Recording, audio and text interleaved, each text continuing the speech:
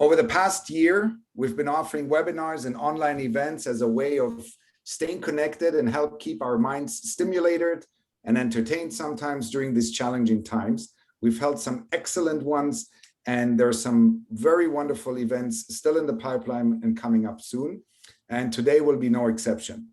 So on the heels of this week's election in Israel, and in fact, the three previous ones over the last 2 years, as well as how the landscape in the region has changed over the recent years and months, including the creation and implementation of the Abraham Accord, today's webinar truly is very timely and promises to be also very interesting. Thank you to those who have submitted questions prior to today's event.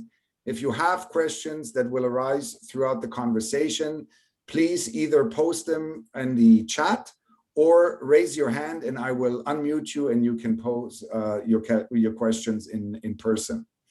Thank you also to our Consul General here in Montreal, David Levy, for having reached out to us with the idea for having Professor Uriya Shavit with us today. David Levy is the Consul General of Israel for Quebec and the Atlantic provinces, and the permanent representative of Israel to the International Civil Aviation Organization, ICAO, since February 2018. First generation Israeli, Mr. Levy grew up in the city of Rehovot, and at the age of 18, he volunteered to the Israeli Air Force Rescue and Medical Evacuation Unit.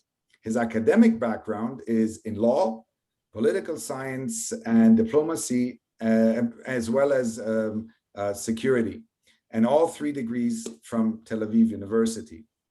And Consul General is married to Maya, who is also a graduate and alumna of Tau, and they're both proud parents to 4 wonderful children.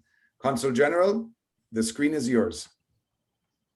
Thank you very much, Sharon, for this introduction and for the ongoing cooperation between the consulate and the Canadian Friends of Tel Aviv University. I'm very, very excited to meet virtually with today's speaker, Professor Uriya Shavit from Tel Aviv University. I've been following his talks and his books for a long time, and now with the elections in Israel and with many things happening in the Middle East, I think it's a wonderful opportunity, and I'm sure it will be a fascinating lesson for all of us. Without further ado, I'll go to the introduction. Professor Shavit was born and raised in Tel Aviv. He served in the IDF intelligence unit. He's an undergraduate of the Middle Eastern and Islamic Studies department, and then continued directly to a PhD program also in Tel Aviv University.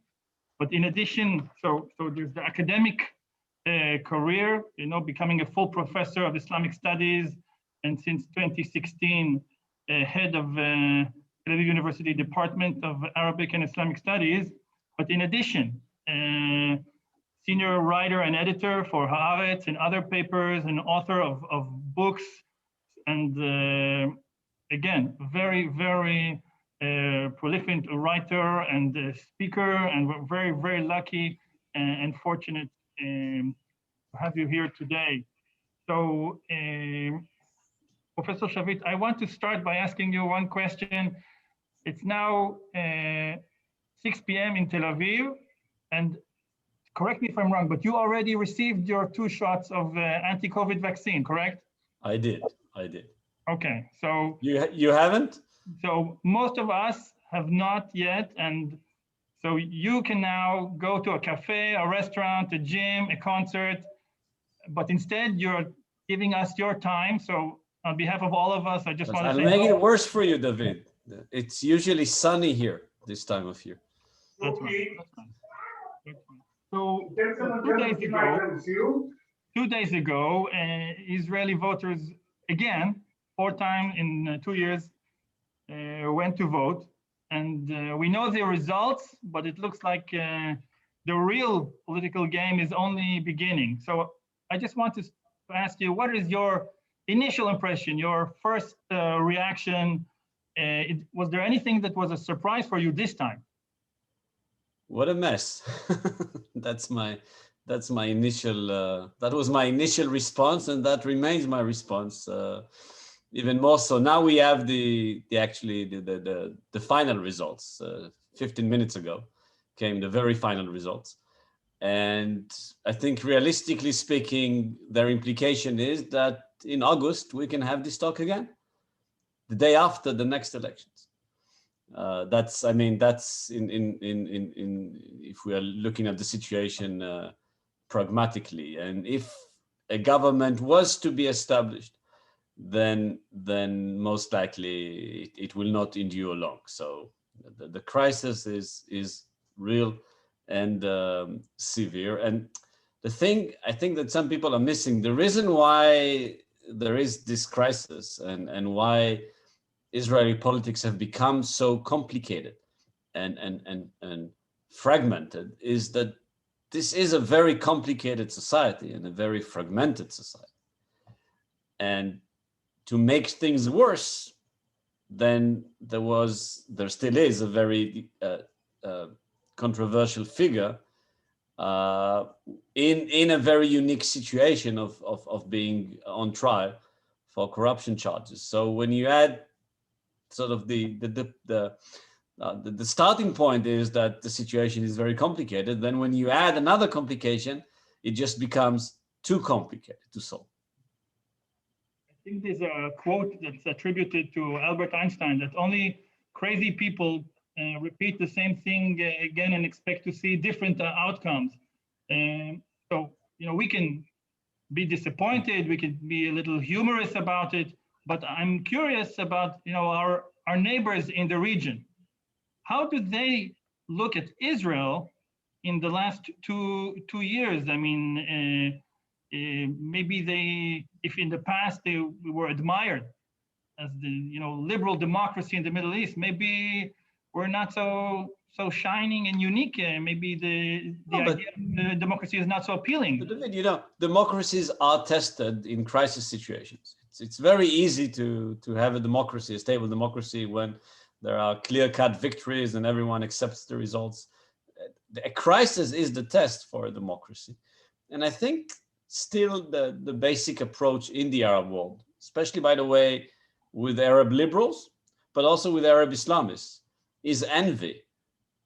There has developed a recognition in the Arab world for now, I think since the 70s, I've demonstrated, I've demonstrated that since the 70s, there has developed an understanding in the Arab world that democracy is a very crucial, vital component of Israel's strength. That part of the reason why wars were concluded the way they were concluded, and part of the reason why Israel is a flourishing economy and a scientific and technological hub, is that Israel is a democracy. So I don't think this is seen as a sign of weakness or something that can be taken advantage of, this political stalemate. In the end, by the way, remember, we have a government. There is a parliament. I mean, the sun is shining. I mean, so basically there is no sort of vacancy in terms of the political situation. There is a prime minister. But going back to what to the question of how is this going to end, if ever, I think sort of looking at just the data, which is what I've done most of the day, just look at ballots and the way people voted.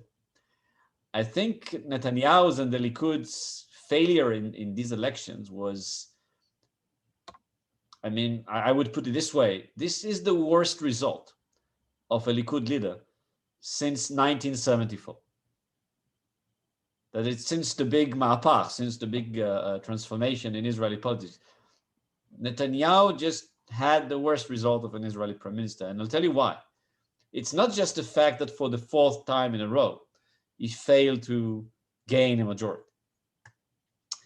But these are the first elections ever that the Israeli right did not lose even one single vote because of affiliated political parties that did not pass the threshold to make it to parliament.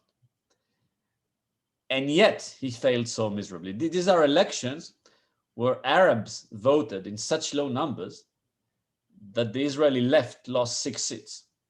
And yet he failed to gain a majority. So in a sense, and especially given the question you asked me, was I already vaccinated? The country is now very happy in many ways. It's sunny and it's getting out of the crisis. The fact that given all that, that is the result, I mean, tells you something that maybe Israelis are a bit tired of the situation right now. You mentioned Israeli Arabs, 21% of Israeli population, slightly lower number when it comes to voters, but much lower, but very low turnout. Very low 2 days ago, and I mean, we all know very prominent figures in academia, in government, in business, in culture. This is a minority that is very well integrated into Israeli society. But then again, how do you explain such a low turnout? Well, a number of explanations, but let's just first highlight how crucial this is. Every 4%, between 4 to 5% of Arab turnout convert to 1 seat in the Knesset. So if in these elections, Arabs voted 12%, more or less 12% less than the elections a year ago, that cost the Israeli left 3 seats. Again, highlighting the failure of Netanyahu. Why such low turnouts? Well, how would you feel if I told you you can vote, but your vote doesn't count? I mean, you can vote, your delegates can sit in parliament, but they are not considered legitimate coalition partners.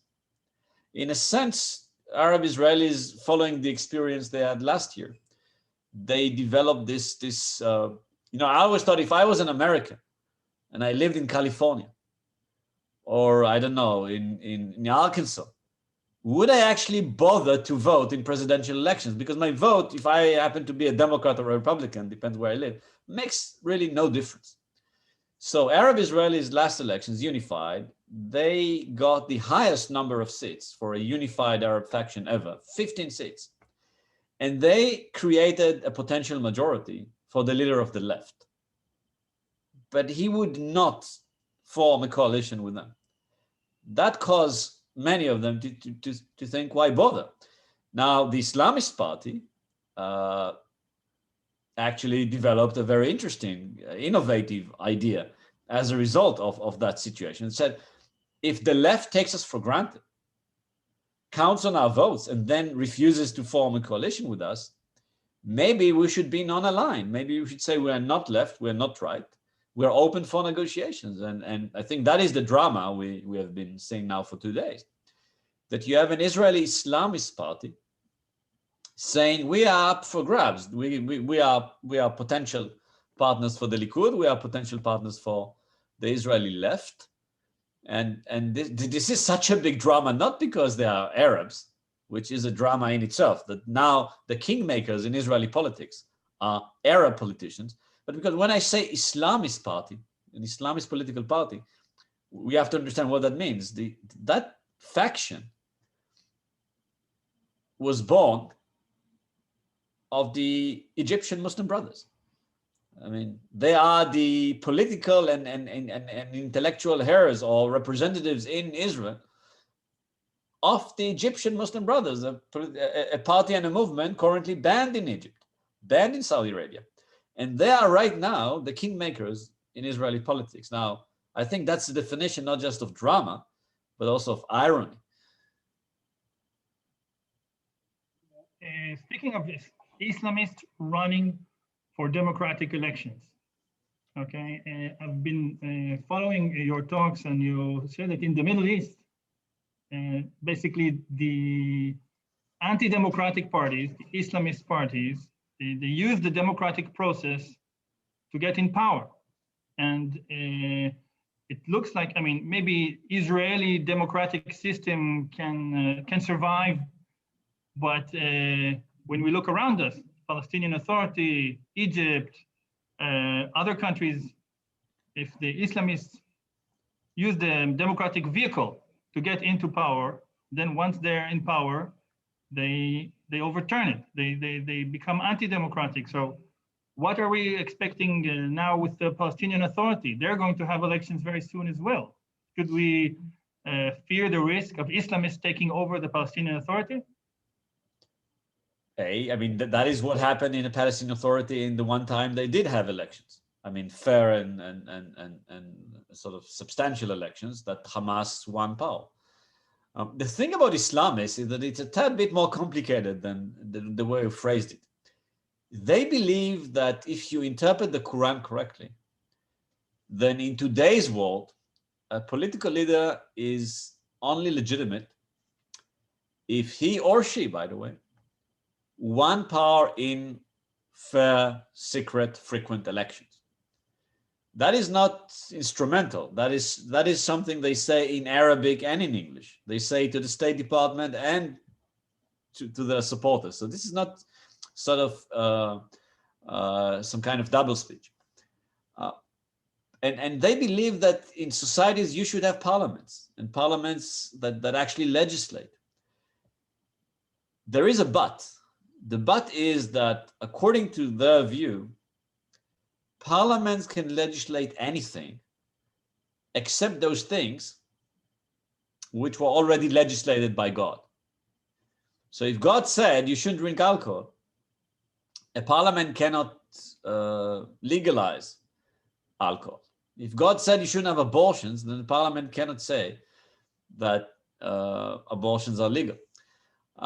And then the question is, if they are ever in power, would they allow factions that say other things to take their place if they lose the confidence of the people? Now, they're always been very ambivalent about answering this.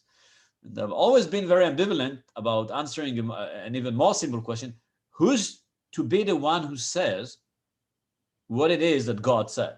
Because we know God doesn't communicate with prophets anymore. So we need human beings to tell us sometimes what he said. And is it going to be a council of religious scholars that's going to tell us what God said? Or is it going to be a secular Supreme Court, or is it going to be some kind of mix? Now, Muslim brothers have always been very careful not to answer that question in absolute detail. But the situation in Israel, as in European countries, as in the Americas, is different, because the Israeli Islamists, they have no pretense to take over government. They know that they are a very small faction within Israeli society. So the way they justify for themselves taking part in Israeli elections is based on the idea that sometimes in life, you have to choose the lesser evil and do as much good as you can in a given situation. Which also explains to you, David, something that many in Israel are unable to comprehend at the moment. How is it possible that they consider negotiating with right-wing parties? Well, the reason is that they think maybe on certain social issues, their conservative outlook fits better with Israeli conservatives. And therefore, they can make the world just a tad bit less corrupt from their point of view by cooperating with people who are religious Jews. Mm-hmm. As for the Palestinian Authority, the truth is, I don't know if there are going to be elections. I doubt if Israel and the United States would respect results that would bring Hamas to power, because they didn't do that last time. I doubt if Abu Mazen and the PLO will respect an electoral loss. If you hold elections and you're not going to respect the results if you don't like them, then you understand that the elections are meaningless. So I'm very skeptical about democracy in the neighboring autonomy.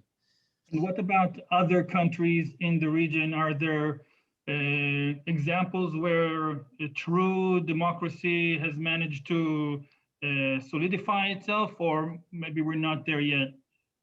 Well, we will have to define first what is a true democracy. But look, the tragedy of the Middle East, the tragedy of the Arab Spring can be summarized as follows. You cannot have a real democracy in almost any Arab country unless you allow the Muslim brothers to compete. Because they're strong, and if you marginalize or ban a very strong group, then it's no longer a democracy. It doesn't reflect the will of the people. Mm-hmm. Having said that, if the Muslim brothers win elections, then that's not only just the start of democracy, that's not only the beginning of democracy, it's also its end, at least the way I understand democratic politics. So the only way to have a democracy in a Middle Eastern country is to have a Muslim Brothers movement that is strong, but is not too strong. It's a very delicate balancing act. And there is one country where that has been for some time the situation, which is Tunisia.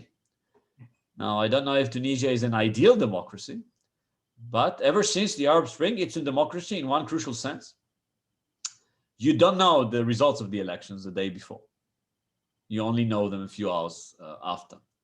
One of the reasons, I have to say, that Tunisia was able to emerge as a functioning democracy now for 10 years is that the Islamists who witnessed what happened to their friends in Egypt made a calculated decision that they would not seek to implement their ideology.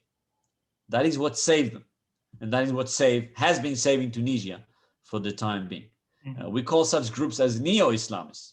They're Islamists, but in a very different way than other Islamists, in a crucial way, different to other Islamists, in that they do not envision, at least for the time being, a Sharia state.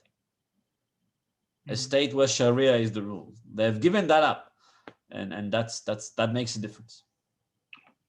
So it's very interesting that in the last year, countries which are monarchies actually took a complete 180 and they extended their hand to Israel. I'm talking, of course, of the Abraham Accords, which started with the Emirates and Bahrain and recently Morocco. So what happened in the last year that brought this dramatic change in the region? So first, I mean, I think it is an important correction just to say that I kept hearing for now a month that Israel signed 4 peace accords with Arab countries. And you're a diplomat and an experienced one, so you know the difference between a peace accord and normalization and just having diplomatic relations. These are not the same things. A peace accord was signed with the Emirates. And I think, I'm not even sure because it's been on and off with Bahrain. But with Morocco, it's not a peace accord. It's not even our friend David Guvrin is not there yet as an ambassador. And with Sudan, I think nothing was really signed to date. So really we know what happened with Morocco. We know what was the exchange there. It's very obvious. And we know what happened with Sudan. So really the question is, why did the United Arab Emirates go that far? And I don't think the answer to that is simple, because I don't think it's just one. I don't think there was just one reason why it happened. Generally speaking, I think Gulf states, with the exception of Kuwait, never cared too much about the Arab-Israeli conflict. I once had a conversation actually with the son of the Emir of Kuwait, and Kuwait is the most anti-Israeli of all the Gulf states. I asked him, what about the Arab-Israeli guy? He said, this is too big for us and too far for us, more or less. This is something I heard from Gulf figures. So to start with, they didn't care so much. That's number one. Number two, they felt that they can make a positive contribution by allowing Israel to suspend, or to be more accurate, to retract its annexation plan. Rather than, if they just issued a protest, that would be meaningless. So they did make a difference here. And I think they like the idea of forging economic and scientific ties with Israel. I think the hour was ready for that. We both know a reality that I don't know if our viewers know, that for at least 10 to 12 years before, there was everything part of official relations between the two countries. There, I was told, I think I'm the only person who hasn't been to the Emirates before the accords were signed, because all my friends are in high-tech who are already there with their Israeli passports. I heard stories about hotels in the Emirates where you hear Hebrew so openly and, to be quite honest, loudly, as sometimes happens to be the case, that there were normal relations before that. So, I mean, when you add all that up, I think the ground was ready. Maybe there are some things we don't know, by the way. And I have a feeling in 20, 30 years, we will find out that there were other things in play. But for what we know for now, that is why. You're right. In the last 2 decades, many of my colleagues were working in the Gulf without the Israeli flag raising high, but still, everybody knew that they were there. Hundreds of Israeli companies were doing business there. But still, what we're seeing in the last few months is very dramatic. We just opened 4 missions in Dubai, Abu Dhabi, in Manama, and also in Rabat. And the agreements are signed on a very high frequency. It's really like catching up on But years. you know something, David? I think that's the way to do it. I think the next peace initiatives or endeavors should really be bottom up. Started with business transactions, academic engagements, and other things, and then go to the sort of high official diplomatic level. What we did with Egypt and with Jordan was the other way around.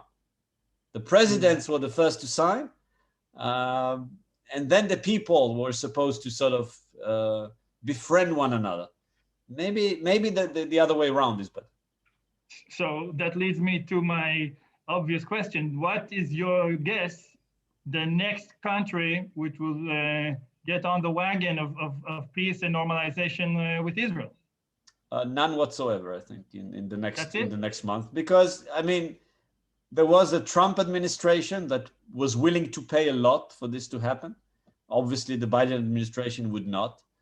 And I have to be honest with you. I don't think this is also historical, because none of these countries has the capacity to radically impact the Arab-Israeli conflict and the Israeli-Palestinian conflict. I think what would have been truly historical, a transformative moment, was if the Saudis joined in. And I was skeptical about them doing so.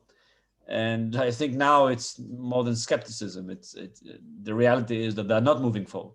Saudi Arabia would have implied a huge, huge change in Middle Eastern politics if there wasn't.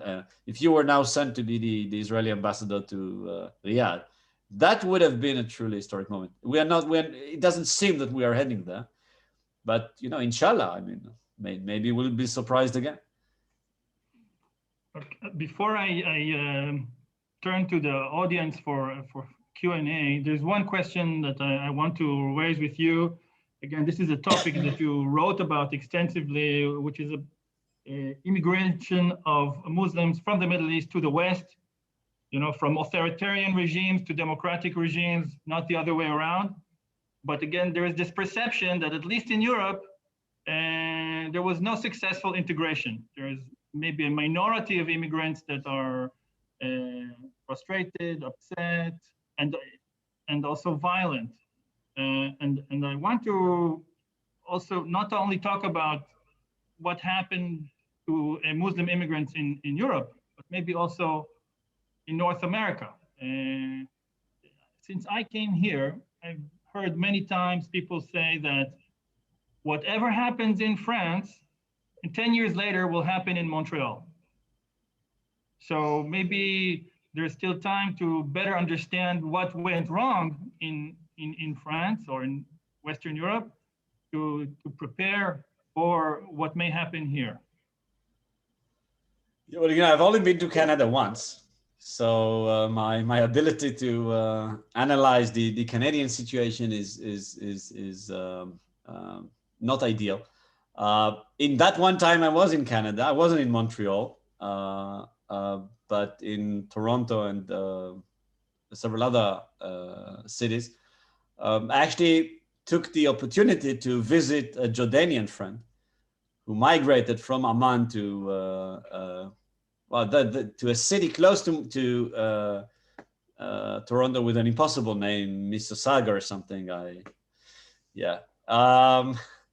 And I visited a few mosques, and I do remember something he told me.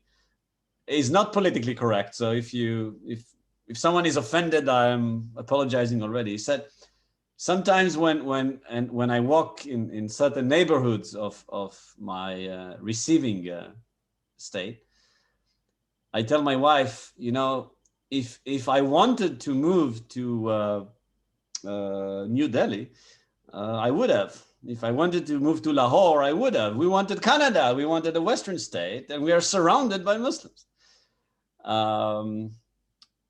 But in reality, most of his friends and his associates are people from his background, because that's the way life works. Look, the truth is, there is a lot of attention is given to the failures of integration. I met and documented many cases of successful integration of Muslims. The first thing to say would be that migrants from Muslim countries have experienced greater difficulties in integrating in comparison to migrants from other backgrounds. Mm-hmm. And that Islam is evidently one of the reasons, not the only reason, but one of the reasons. So I would nevertheless be very cautious about drawing comparisons between the Canadian situation and France. And I'll tell you why. I think Canada, to start with, is a multicultural state. It's a nation of migrants, just as the United States. France, as we know, it's not just about the concept of laïcité, it's the concept of the republic, that everyone should be the same, that all kids at school should, like the Napoleon ideal, that all kids at school should learn the exact same quotation, or do the exact same math exercise at the same time. This is not a Canadian way. So I think for Canadians, it is much easier to deal with differences and absorb those differences and respect those differences. And I think that's why we hear about far lesser issues and problems in Canada. And I think those we do hear about are more or less centered in the French-speaking regions of the country, which is maybe not a coincidence.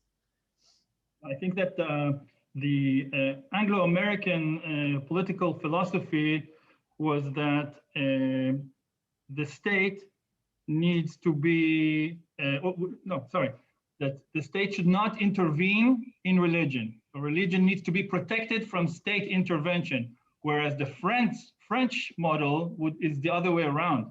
The state needs to be protected from the church, from the religious intervention. And I think we are seeing manifestations of this way of thinking also here in Quebec, where we are now. I feel that at this point of time, I should maybe give the floor to Sharon, and maybe our audience, either through the chat or by raising their hands, want to ask Professor Shavit a few questions. Please do. Thank you very much, gentlemen. Definitely interesting conversation, interesting developments, and I think the near future will show where this is going. So yes, if somebody has a question, please unmute yourself and ask the questions. Otherwise, I have a few. Yes, please, Amal. You're still muted. We can't. Hi, Uri. Hi, David. Hi. Thank you very much for this presentation. Actually, your talk and some of the questions triggered a lot of thoughts in my mind as a Palestinian Israeli and as also a Muslim. And I think, and I have a lot to say about immigration in Canada, because I'm here in Montreal working with Muslim refugees and comparing them with refugees from Colombia, from Mexico. So I have different point of views than you, Uri, in that sense, but we don't have time to talk about this. And I think in the future, maybe we should talk. But my question, Uri, is really about the fact that the Arab, Palestinian, Israeli minority in Israel is the kind of today is tipping the issue here or there. And Mansour Abbas is a pragmatic, using religion to gain power. That's my sense and that's my understanding. When you look at what he received, most of his votes were from the Naqab Negev area, where I come from, Lagia village. And he would say that people are more traditional than religious, Uri. My mother is more traditional than talking Islamism and Islam. And this should be very clear that he is combining both to play the game, to gain power. So it's very important to talk about this as a way of looking at the Islamic movement, the southern part, not the northern. And there is a difference between, and you are expert in this field, but here I don't think they are going there as Muslim to gain, to create a Muslim brother. They are there to gain power for them as a movement in comparison to the other movement, to have more lead in the Arab community in Israel. So, and I think this is very crucial to try to understand also the disappointment. The fact that people didn't go vote was because the joint list was split and people don't have any faith. When they were together, they all went. And you remember the last election with 15 mandates. So the difference between Ayman Odeh and Mansour Abbas is Ayman is the leader that wants to lead the people to a different place. Mansour Abbas is a leader that wants to keep the situation as it is and gain power over the people traditional views over LGTB and all these issues that became a very big issue in Israel, made that split. I know, Sharon, that I have to make, so I just want you to focus on that. How do you see the game that Abbas might be able to play right now in this election? And Gvir in the other right, and his whole ideology. And I think there is also overlap in the Israeli street of ideology, nationality, and religion. It's not only the Muslim side. So I want to hear your feedback on that. Awesome. First, thank you for this. I would love to hear your story, by the way, your life story. I think it's very interesting, but I'm not sure if we have time. I think the thing that was determined, I think already before these elections, but now it becomes like a fact. No one will be able to ignore it anymore, is that Arab Israelis have the power to determine the results of Israeli elections. This is not some kind of, something people say to be nice or to sound as Democrats. The fact is, they are 1/5 of the country. They are citizens. As David said, they are well integrated into the medical professions and other professions. They are there, and you just cannot ignore them.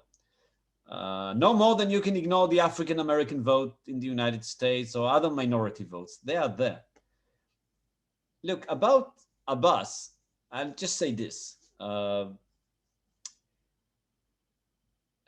What a lot of people don't appreciate about Sharia, it's just the same as a lot of Jews or secular Jews don't appreciate about the rabbinical law. Sharia is very flexible. You can make a lot of different things of Sharia. So for Abbas to be pragmatic doesn't mean that he's not religious. His interpretation of religion is that religion allows him, and in fact even obliges him, to be pragmatic. So that's I think, a distinction that's important in a way not to draw. He's not the pragmatist who is not really religious. He's a religious person who is a pragmatist. I just have to tell you something about the letter Ain that you pronounce so nicely and I don't, being an Ashkenazi Jew. That when I visited that friend of mine, Yazan, in that city whose name I cannot pronounce, he has a son. He was back then 6. And the son obviously was already born or raised in Canada, so he's fluent in English and speaks without accent. And he doesn't speak Arabic. But there is just one thing when he says, you hear in Arab, when he says Amman, his ayn is so deep and so warm that some things you cannot take from people, even if they move to another country. So just the way you said Abbas, I just thought of that. So the ayn does make a difference. Great. Thank you, Amal. Thank you, Professor. So we have a question from Lisa. Was it a mistake for the Israeli left not to engage with the United Arab List to form a government, with the result that now Israeli Arabs did not participate in the election in great numbers and allowing the more radical party to gain seats? I mean, whether it was a mistake or not depends on where your political or what your political standpoint is. But I can say this. There is no way for the Israeli left to ever form a government, at least not in our lifetimes, without the Arab vote. So there was a lot of criticism against the leader of that centrist left party, Gantz, that he broke his promise and ended up sitting with Netanyahu. Here is just the mathematical truth, not a political truth, the mathematical truth. Gantz made a year ago 2 promises, that he would not sit with Netanyahu and that he would not sit with the Arab Joint List. Mathematically, it was obvious that he would have to break one of them.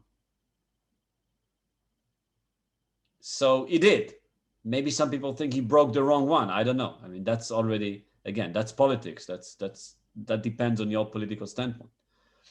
But there is no way for the Israeli left to form a government without the Arab votes. And therefore, the question is really, how eager are they to form a government? And what risks are they willing to take to do that? Good. Thank you, Professor. Any more questions from the audience at this time? I received 1 or 2 more questions. Something completely different or that hasn't been brought up yet regarding gender equality. What countries are basically at the top of the class and what countries are a bit more far behind? What could countries like Canada or Israel actually do to promote real change? Well, we'll have to define gender equality first, because even that is not such a self-evident concept in the Middle East. If you speak with Islamists, they would say that Islam, the Sharia, is the best way to promote real gender equality. But that's not what you have in mind, Sharon, I suspect. Not the Sharia grounded gender equality. No. I'll answer it differently. Because I can say the obvious, you need to stand up for women's rights everywhere, but I think that's sort of obvious. I'm pretty sure everyone who is with us accepts this point of view. So, I mean, why bother? I think a very difficult question for Western countries to answer is, do women who are religious, do they have the right to choose the non-liberal option? That is, do women have the right to choose not to emancipate?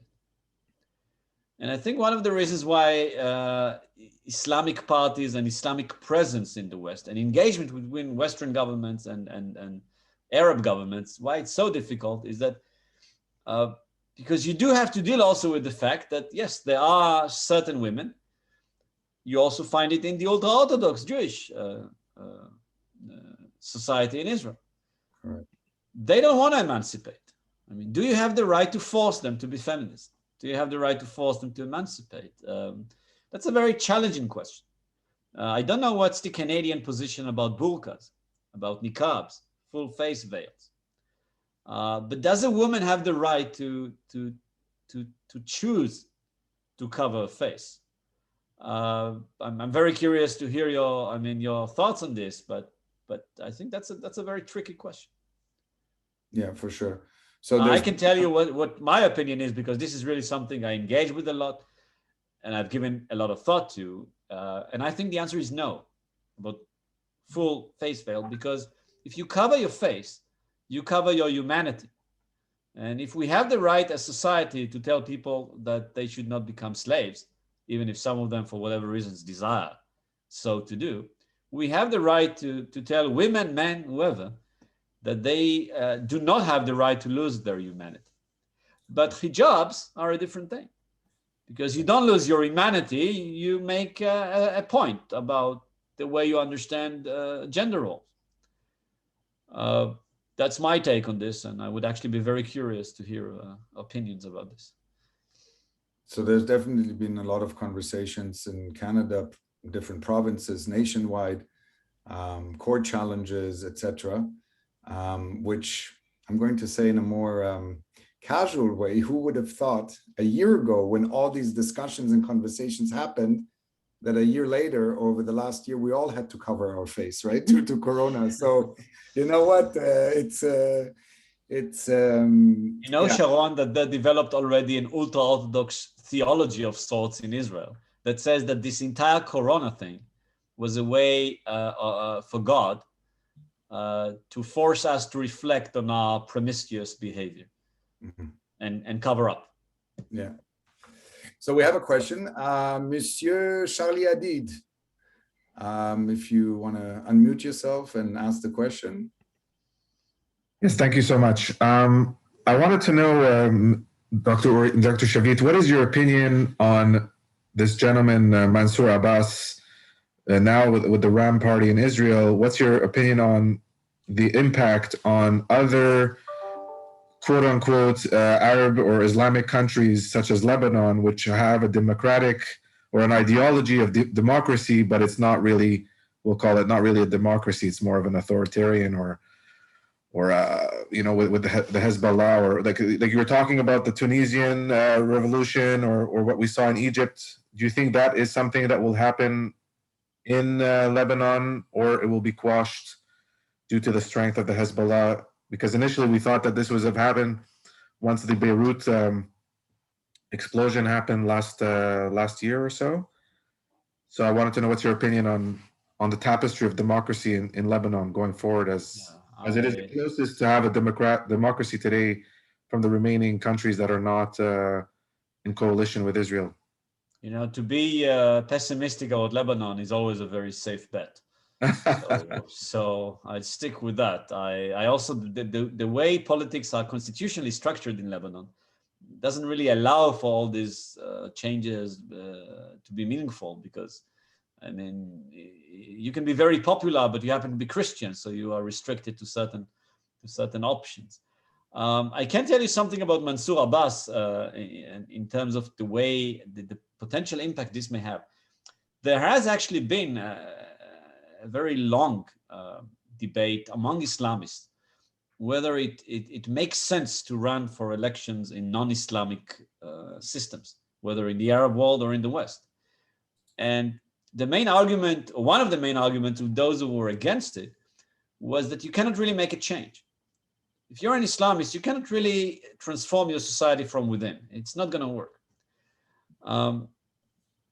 If Mansour Abbas was to make a real difference in Israeli politics, that would obviously help those who say that by participation you make a difference.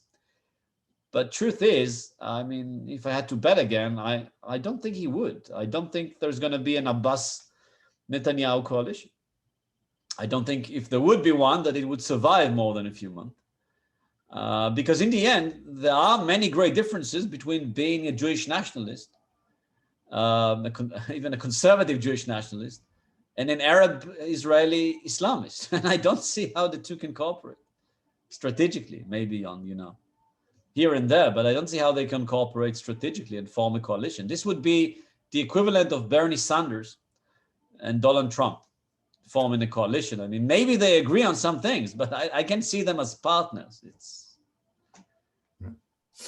We actually have another question, Professor, and you actually mentioned it at the beginning, the opening of our meeting today with regards to potentially a fifth election. Is there an appetite to change the election system to maybe like a first past the post system to avoid multiple election in just such a short span of time span in Israel? Sharon, I'm going to surprise you. I think the Israeli political system is not just the best, I don't think it's the reason or the root for the current instability. I don't like the first past the post system. I think it's undemocratic. I'm not sure if that's the system in Canada, but we saw what this system resulted in the United States, resulted with in the United States. Right. And I don't think that, I think, look, a lot of times when people say we want to change the system in Israel, what they're really saying is we don't like the fact that they're ultra-Orthodox. We don't like the fact that there are Arabs. We don't like all these minorities. We want a system that allows us to disregard them. The reason why we have such a fragmented parliament is because Israeli society is deeply divided between groups that are deeply divided. Now, if you want to establish a system that doesn't reflect those divisions, it's not going to be a very democratic system, does it? Plus, you want a first past the post system. Who's going to be the one to decide where exactly those sort of constituencies are going to be placed? Because obviously the one who has that power will determine the results of the election. So you realize this is not really a practical option. No, we will just have to go and vote again and again until either Netanyahu is out, he's ousted, for whatever reason, or until he wins such a substantial majority that he can do whatever he wants. I think these are the only two alternatives. Thank you very much. So I'm keeping on the an eye on the time. We're already almost on top of the hour. If there are no further questions, I would first of all like to thank everyone for attending and the questions. I would like to just briefly acknowledge also the attendance of our immediate past regional president, Dr. Michael Tannenbaum, who is here, and our current vice president of our office here in Montreal in the region, Alexandre Abikassis. I thank the Consul General again. I thank you, Professor. I think this is really, it was very interesting, and maybe with further developments, we might have to do a part 2 and a take 2 on this. If you have any questions after this webinar, please email to me. You got an email from us. You can email me at sharon@cftau.ca, and I would be happy to pass on to both speakers today.